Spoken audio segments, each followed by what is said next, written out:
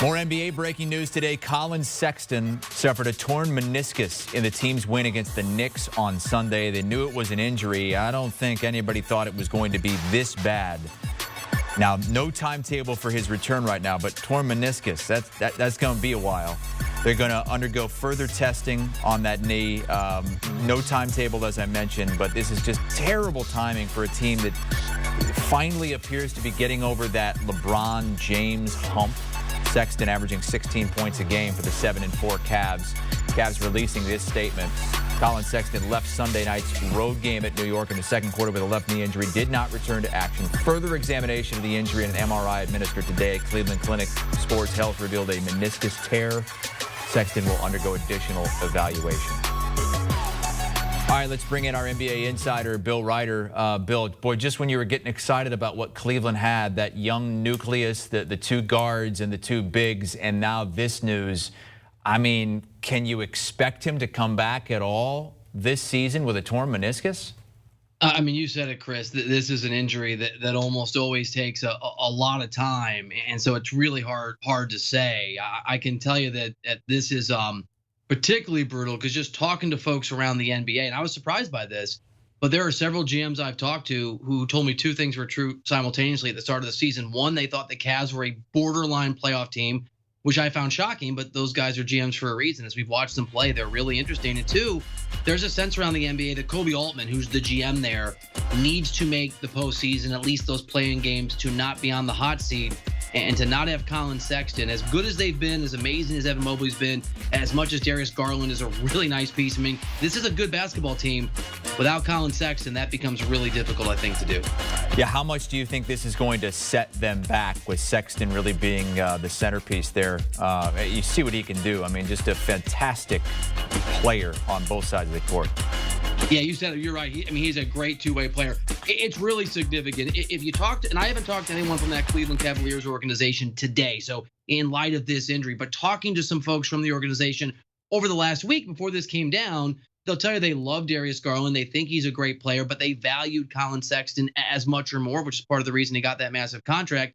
Although there are people who think that Garland can step in, can be an impactful guy, can play obviously that point guard position, can help the offense go.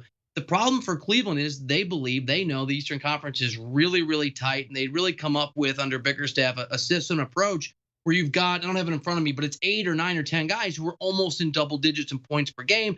Sexton was scoring a little bit less, but distributing more, is playing great defense. And even though statistically he wasn't maybe the same guy he was on a bad Cavs team in the past, they really felt like he, along with Mobley, were going to be the centerpiece in terms of leadership.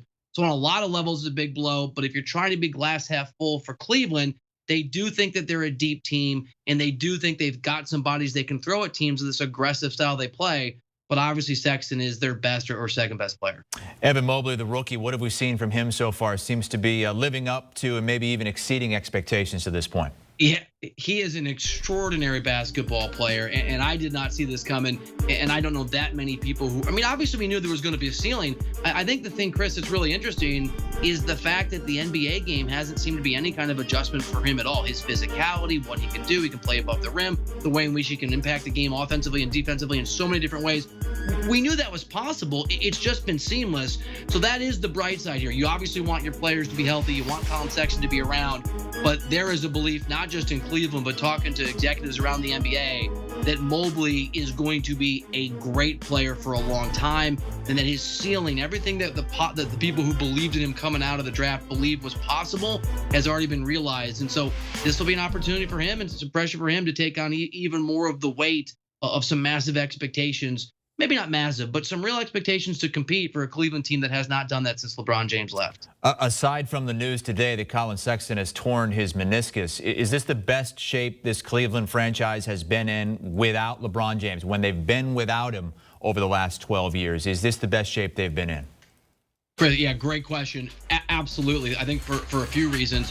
One, they're really physical. I'm pretty sure they do. They did yesterday. They lead the NBA in personal fouls. If you watch these games, they play a really rugged style defensively, but they're good offensively. They're not quite in the top 10 in offensive rating.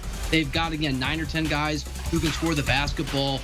They are really, really young. And when Collin Sexton was healthy, right, they had a lot of guys that could attack you.